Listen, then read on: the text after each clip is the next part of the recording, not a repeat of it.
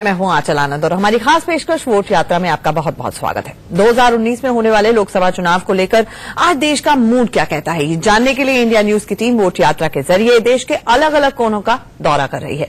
मध्य प्रदेश के भोपाल, उज्जैन, खंडवा, खजुराहो और ग्वालियर जैसे शहरों का सियासी मूड जानने के बाद अब इंडिया न्यूज की वोट यात्रा छत्तीसगढ़ पहुंच चुकी है। छत्तीसगढ़ साल 2000 में मध्य प्रदेश से ही अलग हुआ था। बीते 18 सालों में छत्तीसगढ़ में क्या कुछ बदला है, छत्तीसगढ़ ने तरक्की की कितनी सीढ़ियां चढ़ी हैं, आज हम आपको यही बताएंगे। साथ ही हम ये भी बताएंगे कि राज्य की रमन सिंह सरकार और केंद्र की मोदी सरकार से छत्तीसगढ़ के लोग कितने खुश हैं। लोकसभा चुनाव से पहले छत्तीसगढ़ में विधानसभा चुनाव भी होने हैं, इसीलिए ये राज्य और भी अहम हो जाता है। तो आइए शुरू करते हैं हमारी वोट यात्रा।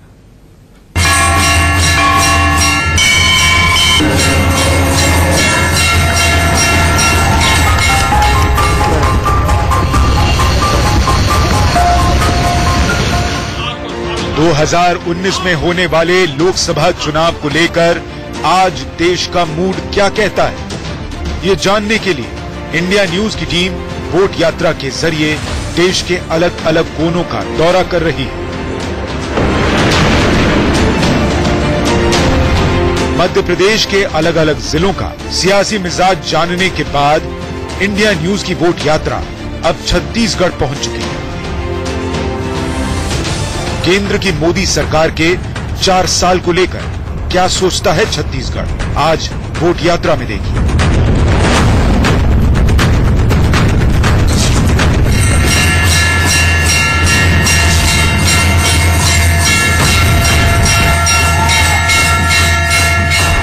मध्य प्रदेश के बाद साल 2000 में मध्य प्रदेश से ही अलग हुए राज्य छत्तीसगढ़ में इंडिया न्यूज की वोट यात्रा पहुंच चुकी है। प्रकृति के गोद में बसा यह राज्य बेहद ही खूबसूरत है। इस राज्य के नाम के बारे में इतिहासकार कहते हैं कि यहाँ कलचुरियों का शासन था और उन्हीं के शासनकाल में उत्तर यानी कि रतनपुर शाखा में 18 गढ़ थे और दक्षिण यानी कि रायपुर शाखा में भी 18 गढ़ थे और इन्हीं 36 गढ़ों को मिलाकर इस राज्य का नाम छत्तीसगढ़ रखा गया।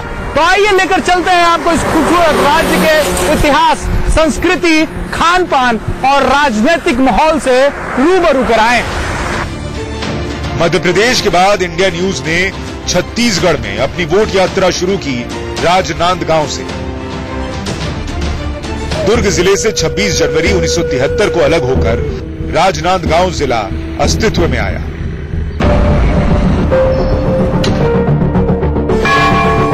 कभी रियासत रहा राजनांदगांव राजशाही ठाट बाट की गवाही देता है। यहां पर सोमवंशी, कलचुरी और मराठाओं का शासन रहा। छत्तीसगढ़ की शुरुआत करेंगे हम राजनांदगांव से। पूर्व में नंदग्राम के नाम से जाने जाने वाले जिले में कई रियासतकालीन महलें, किले, राज मंदिर, झीलें और तालाब मौजूद हैं जो यहाँ के गौरवशाली इतिहास, समाज, परंपरा और यहाँ के राजाओं के बारे में बताते हैं। वहीं छत्तीसगढ़ के मौजूदा मुख्यमंत्री रमन सिंह का कर्म क्षेत्र है ये, वो यहीं से विधायक हैं। नेपोटिज्म यानी कि परिवारवाद को पानी पी पी कर कोसने वाली बीजेपी के लिए लोकसभा में यहां से प्रतिनिधित्व करते हैं रमन सिंह के बेटे अभिषेक सिंह। तो हम जानेंगे यहाँ की जनता से कि 4 सालों में अभिषेक सिंह ने राजनांदगांव के लिए क्या किया है और मोदी सरकार की नीतियों का कितना फायदा इस जिले को मिला है।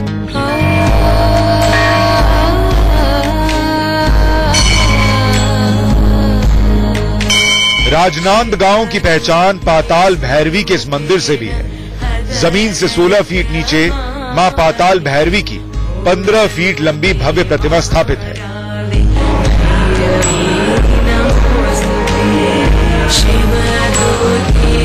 एक 108 फीट ऊंचा शिवलिंग रूपी मंदिर भी बहुत खास है। दमे और सांस के मरीजों को यहाँ जड़ी बूटी मिला प्रसाद दिया जाता है। राज्य की सियासी हस्तियां भी यहाँ मां का आशीर्वाद लेने पहुंचती है। सामान्य तौर पे हर पर्व में यहाँ के अपने नेता लोग हैं, यहीं के नहीं आसपास के महाराष्ट्र आदि के भी जो हैं और दूसरे प्रांत के भी जो लोग हैं, जो भी राजनांदगांव आता है वह एक बार माता के मंदिर में दर्शन करने अवश्य आता है। यह मैंने अभी तक अनुभव किया है। हिंदुस्तान कलाकारों का देश है। तरह तरह की कलाएं यहाँ फलती रहती हैं। राजनांदगांव के कन्हारपुरी इलाके में हम एक ऐसे कलाकार से मिले जो बिजली के बल पर कुछ भी लिख सकता है। हमने उनके सियासत के उन कलाकारों के बारे में जानना चाहा जो चुनाव के वक्त अव्वल दर्जे का अभिनय करते हैं। छीनी और हथौड़ी के जरिए बल्ब पर ये कुछ भी लिख सकते हैं, आप कुछ भी इनसे लिखवा सकते हैं। फिलहाल आपने क्या लिखा है यहाँ पे? India is great. इंडिया तो ग्रेट है, लेकिन यहाँ के नेता भी ग्रेट हैं कि आपका ये जो काम है उसको देखने के लिए नेता लोग आते हैं, आपको बढ़ावा मिलो करने के लिए कुछ आते हैं? यहाँ के नेता कुछ ग्रेटनेस दिखाते हैं? अभी तक तो नहीं दिखा है, और अभी तो ज्यादा हाईलाइट हुआ है ऐसा। अच्छा, तो नेताओं की वजह से नहीं हुआ होगा, मीडिया की वजह से हुआ होगा? हाँ, मीडिया की वजह से। नरेंद्र मोदी प्रधानमंत्री के तौर पर कैसे लगते हैं? 4 साल कैसा काम किया उन्होंने? उसके नजरिए के हिसाब से वो ठीक कर रहे हैं, हमारे नजरिए के हिसाब से वो उसका काम है, हम हमारा काम है, तो कैसे बता सकते हैं? वो कह रहे हैं कि हम गरीबों की सरकार है, तो लगता है आप यहाँ पे रहते हैं राजनांदगांव में, लगता है कि गरीबों की सरकार सही में कुछ काम हुए हैं ऐसे? उनको फिर से प्रधानमंत्री बनने के लिए मौका देना चाहिए जनता को, राजनांदगांव की जनता को? वो काम तो चल रहा है, लेकिन अब हम लोग को अभी तक नहीं मिला है। मकान योजना जो लागू किया है वो अभी नाम आया है, लेकिन अभी तक चालू नहीं हुआ है, काम नहीं हुआ है अभी। नाम आया है। लेकिन पिछली बार किसको वोट दिया था आपने प्रधानमंत्री बनाने के लिए 2014 में? वो मोदी को ही दिए थे। मोदी को दिया। 2019 में प्रधानमंत्री बनाने के लिए किसको वोट देंगे? राहुल गांधी को? अभी नहीं बता सकता हूँ उसको, अभी नहीं बता सकता। किसको वोट देंगे? राहुल गांधी, नरेंद्र मोदी या कोई और कोई और? इन दोनों में से कोई नहीं? नहीं। गोपाल तो तीसरे मोर्चे की आस में, लेकिन उनके भतीजे को जरूर मोदी सरकार पर भरोसा है। लेकिन वो भरोसा वोट में बदलेगा या नहीं, अभी उन्होंने तय नहीं किया है। कहते हैं कि नरेंद्र मोदी की सरकार गरीबों की सरकार है, सच्चाई है कि ऐसे ही बड़ी बड़ी बातें? लगता तो है सच्चाई है इसमें, क्योंकि अभी तक मोदी जो काम कर रहे हैं तो लगता है ऐसे। फिर से उनको प्रधानमंत्री बनना चाहिए? नहीं, अभी के लिए कोई हम लोग राय नहीं दे सकते। मैं जरा कांग्रेस के उस महाशय से पूछना चाहता हूं, देश की जनता को जवाब दो, आपकी इस आधार कार्ड की योजना देश के लाखों करोड़ों रुपए डूब गए। आपने ऐसा क्या पाप किया, सुप्रीम कोर्ट को डंडा चलाना पड़ा? जवाब दो।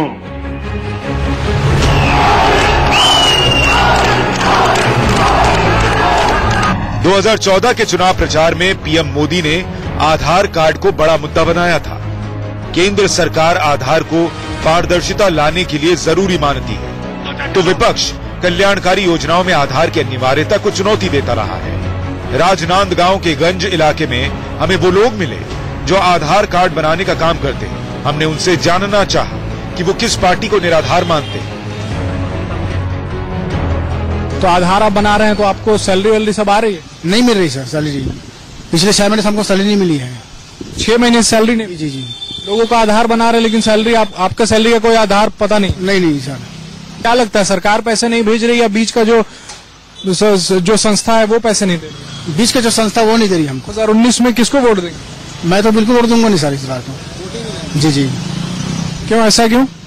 क्योंकि हमारे बारे में सोचता नहीं सरकार, तो जनता हित में करते नहीं कोई काम। तो दिल्ली से 1 रुपया निकलता है तो गरीब के घर में पूरे 100 पैसे पहुंच जाते हैं, इसलिए ये संभव होता है। अगर उस पर पीएम मोदी कहते हैं कि 1 रुपए में से 100 के 100 पैसे जनता तक पहुंच रहे हैं, लेकिन अब भी कई लोग ऐसे हैं जिन तक 1 पैसा भी नहीं पहुंच पा रहा। अच्छे दिन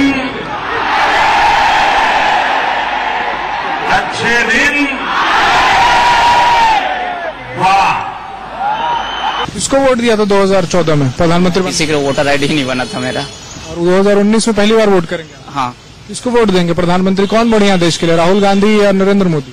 नहीं सर, अभी किसी को ही नहीं देना है मेरे को भी। क्यों? देना ही नहीं है, क्योंकि आम पब्लिक के बारे में कुछ नहीं सोचते सर ये लोग। छत्तीसगढ़ की लोक गायिका कविता वासनिक से भी हमने जानना चाहा कि सूबे में कौन किससे ताल मिलाने जा रहा है।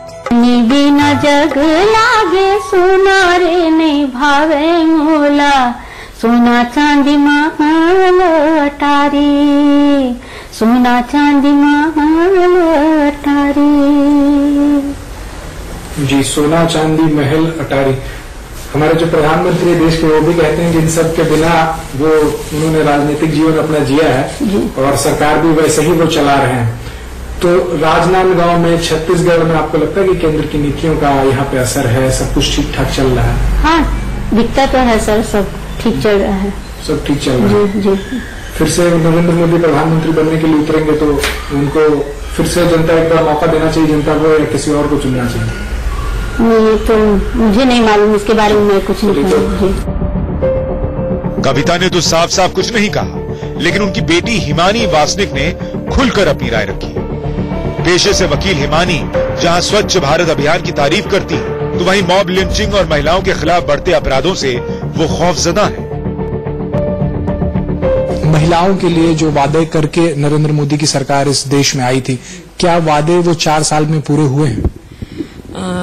देखिए, मोदी जी के वादे तो महिलाओं के लिए मुझे ऐसा लगता है कि पूरे हुए हैं। जैसे वो जो स्वच्छ भारत उन्होंने अभियान चलाया, दूसरा जो शौचालय निर्माण उनकी योजना थी, तो मुझको ऐसा लगता है कि वो शौचालय निर्माण इतनी छोटी सी चीज है, मतलब कोई प्रधानमंत्री ने उस बारे में सोचा नहीं, पर उन्होंने महिलाओं के लिए वो कितनी जरूरी चीज है कि वो पहले प्रधानमंत्री जिन्होंने ऐसा सोचा है।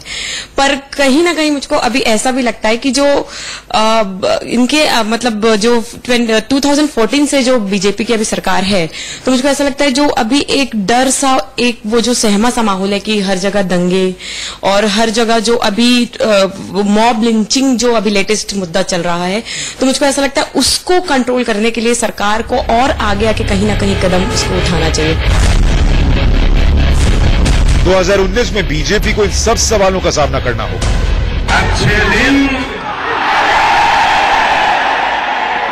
अच्छे दिन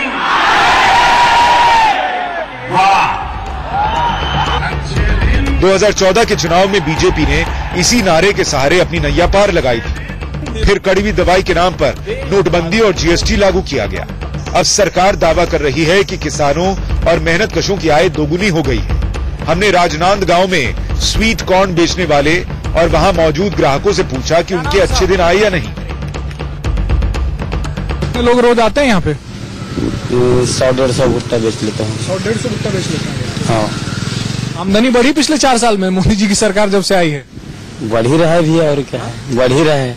क्या नीतियां लग रही मोदी जी की जिसकी वजह से लग रहा है कि हाँ बढ़ रहा है या घट रहा है? क्या नीतियां लग रही हैं? साफ सुविधा बढ़िया हो रही है, अच्छे दिन आई है। अच्छे दिन आए हैं? हाँ। और पहले आदमी है आप देश में जो बोल रहे अच्छे दिन आए? हाँ, मोदी सरकार बढ़िया है, हमारे लिए मस्त है, अच्छे दिन लाए। अच्छे दिन लाए? हाँ, अच्छे दिन आए। इनके तो अच्छे दिन आए, आप लोगों के अच्छे दिन आए कि नहीं? होपफुली आगे अच्छे दिन जरूर आएंगे। पिछले 4 सालों में है देश में काम हुआ है? नहीं, काम तो काफी हुआ है, काम विकास काफी हुआ है। रिजल्ट थोड़ा देर से मिलेंगे। क्या होता है, दवाई हमेशा कड़वी होती है और कड़वी दवाई का रिजल्ट भी थोड़ा धीरे आता है। अभी तो 5 साल पूरे नहीं हुए हैं। मेरी उम्मीद है कि आने वाले। और राहुल गांधी को मौका देने के मूड में नहीं है? नहीं, बिल्कुल नहीं। क्यों? गुजराती में ना, गुजराती और ये जातिवादी वाली कोई बात नहीं है। क्यों मौका देने के मूड में नहीं है? राहुल गांधी में क्या कमी लगती है? मुझे कुछ उसमें अच्छा ही नहीं लगती, कमी लगने के बाद। सेठी साहब ये बताइए कि 4 सालों में नरेंद्र मोदी सरकार ने आप जिस फील्ड में काम करते हैं उसके लिए उनकी नीतियों का कुछ असर आपके फील्ड में? लोग कोई असर नहीं, हम तो दुखी है नरेंद्र मोदी से। काम में बहुत ज्यादा गिरावट आई है। जैसे क्या काम में गिरावट है? कुछ नहीं, पोस्ट ऑफिस लोग इन्वेस्टमेंट नहीं कर रहे हैं। जब व्यापार से पैसा आएगा लोगों के पास, सब तो लोग इन्वेस्टमेंट करेंगे ना, तो वो सब व्यापार एकदम मंदा है। जेब में पैसे कम हो गए लोगों के। व्यापारी तो सब नाराज हैं, जितने व्यापारी हैं सब नाराज है मोदी जी से। लेकिन वोट किसको देंगे व्यापारी? वो नहीं बोल सकता भैया। व्यापारियों के पास ऑप्शन है क्या? नहीं, ऑप्शन नहीं है, पर मजबूरी है एक प्रकार से। पर हो सकता है कांग्रेस को दे। कांग्रेस है ऑप्शन व्यापारी? किसी को नया चेहरा लाना पड़ेगा। राहुल गांधी के दम में नहीं कुछ हो सकता। चटपटे भुट्टे का जायका ले रहे कुछ और कारोबारियों से हमने जानना चाहा कि 2019 में वो किसका स्वाद बिगाड़ने वाले हैं। मार्केटिंग का बिजनेस बढ़ा कि नहीं पिछले 4 सालों में मोदी जी के राज? मोदी जी के राज में मार्केटिंग यानी बहुत बड़ा है, क्योंकि हमारा इलेक्ट्रिकल से कंसर्ट है। जितना इंफ्रास्ट्रक्चर बढ़ेगा, जितना बिल्डिंग बनेगी, जितना गवर्नमेंट काम होगा, उसमें इंडस्ट्रीज में काम होगा ऑटोमेटिक है ना। हमारा इलेक्ट्रिकल से लेके सब सीमेंट जितना भी है वो सब काम होना ही होना है। और मैं तो उनको 100% नंबर दूंगा, उन्होंने अच्छा काम किया है। 10 में से कितने नंबर देंगे? 10 में पूरा 10 दूंगा मैं। मोदी जी फिर से प्रधानमंत्री बनने चाहिए, इतना काम किया है 4 सालों में, या किसी और को मौका मिलना चाहिए, नए चेहरे को? नहीं सर, मोदी को, क्योंकि उन्होंने किया है, काफी डेवलपमेंट किया है, हर सेक्टर में किया है, तो इसलिए मोदी सरकार आनी चाहिए। राजनांदगांव शिक्षा के मामले में हमेशा से समृद्ध रहा है। यहाँ के शासक हमेशा शिक्षा को महत्व देते थे। दिग्विजय दास के महल में ये कॉलेज चलता है। धूम्र मुक्त चिमनियों के ऊंचे ऊंचे उद्गार चिन्हार मीनार, मीनारों के बीचों बीच चांद का है टेढ़ा मुंह। ये मशहूर कविता लिखने वाले हिंदी के विख्यात विद्वान गजानंद माधव मुक्तिबोध भी दिग्विजय कॉलेज में अपनी सेवाएं दे चुके हैं।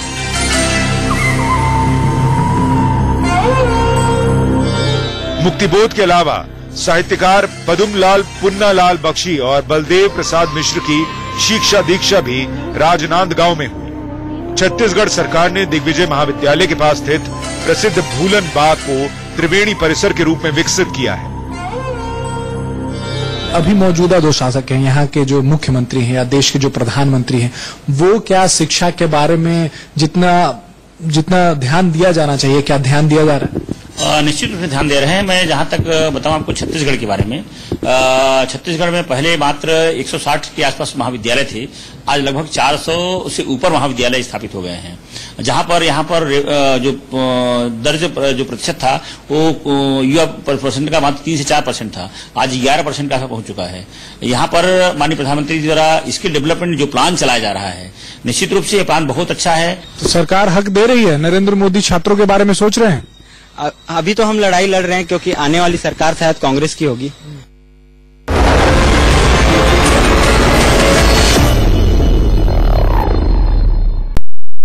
देश के प्रधानमंत्री बीजेपी से हैं, राज्य के मुख्यमंत्री बीजेपी से हैं, राजनांदगांव के सांसद भी बीजेपी से हैं और जिले के मेयर भी बीजेपी के हैं। लेकिन दिग्विजय कॉलेज में कांग्रेस के छात्र संगठन एनएसयूआई की जीत होती है। हमने छात्रों से जानना चाहा कि 2019 में कांग्रेस कहां होगी। पूरे छत्तीसगढ़ में सबसे ज्यादा वोट से हम जीतते हैं यहाँ। कैसे हर जगह बीजेपी है, यहाँ पे एनएसयूआई कैसे इस कॉलेज में जीत जा रही है? इसलिए हम छात्रों से जुड़ करके काम करते हैं, छात्रों से हमेशा जुड़े रहते हैं। साल भर छात्रों की सुविधाओं, मूलभूत सुविधाओं के लिए लड़ाई लड़ते हैं, सरकार से हक मांगते हैं, और वो छात्रों को हमसे लुभाता है तो हमको वोट करते हैं वो, और फिर हम जीत के आते हैं यहाँ। तो सरकार हक दे रही है? नरेंद्र मोदी छात्रों के बारे में सोच रहे हैं? अभी तो हम लड़ाई लड़ रहे हैं, क्योंकि आने वाली सरकार शायद कांग्रेस की होगी। मोदी जी की नीतियां नहीं भाती हैं, राहुल गांधी की नीतियां भाती हैं, इसलिए एनएसयूआई को वोट देते हैं, या फिर कॉलेज के लेवल पर ये अच्छा काम करते हैं, एनएसयूआई के लोग अच्छा काम करते हैं इसलिए वोट देते हैं? नहीं, ऋषि भैया है जो हर काम में हम लोगों का मदद करता है। कोई भी छात्र मेरा नहीं, हर चीज में मदद करता है। और नरेंद्र मोदी वो देश की मदद कर रहे हैं कि नहीं? वो छात्रों की मदद कर रहे हैं? कर रहे हैं, क्यों नहीं कर रहे हैं? कर रहे हैं। हाँ, कैसे प्रधानमंत्री बनेंगे वो? मेरा मन है कि मतलब नरेंद्र मोदी को होना चाहिए। नरेंद्र मोदी को होना चाहिए। आपके नेता यहाँ हैं, इसके लिए डर रहे हैं क्या आप? पिछले विधानसभा चुनाव में जिले की 6 सीटों में से बीजेपी सिर्फ 2 सीट ही जीत पाई थी, बाकी 4 सीटों पर कांग्रेस ने बाजी मार ली थी। 2014 के लोकसभा चुनाव में राज्य की 11 सीटों में से बीजेपी ने 10 सीटों पर कब्जा किया था, वहीं कांग्रेस महज 1 सीट जीत सकी थी। सूबे के सीएम राजनांदगांव के विधायक हैं, वो पिछले 14 साल और 10 महीने से मुख्यमंत्री की कुर्सी पर बैठे हैं। कुछ महीने बाद राज्य में विधानसभा चुनाव होने हैं, 2019 में लोकसभा चुनाव भी होने वाले हैं। ऐसे में जनता की अदालत में राज्य सरकार और केंद्र सरकार की कड़ी परीक्षा होगी। शिक्षा, स्वास्थ्य और रोजगार के वादे पर जनता सवाल पूछेगी तो नेताओं को जवाब भी देना होगा। राजनांदगांव के जिन लोगों ने बीजेपी सरकार से नाराजगी दिखाई, उन्हें मनाना होगा। मोदी सरकार को जनता को भरोसा दिलाना होगा। वहीं कांग्रेस की राह भी आसान नहीं होगी, कांग्रेस को खुद को साबित करना होगा। पिछले लोकसभा चुनाव के परिणाम को पलटना होगा। राजनांदगांव से राजेश कुमार के साथ ब्यूरो रिपोर्ट, इंडिया न्यूज। चलिए कल आपको वोट यात्रा में लेकर चलेंगे छत्तीसगढ़ के एक और खास जिले दुर्ग में और जानेंगे कि 2019 चुनाव को लेकर क्या सोचते हैं दुर्ग भिलाई के ये लोग। एक छोटे से ब्रेक के लिए यहां पर रुक रहे हैं। वोट यात्रा में फिलहाल इतना ही।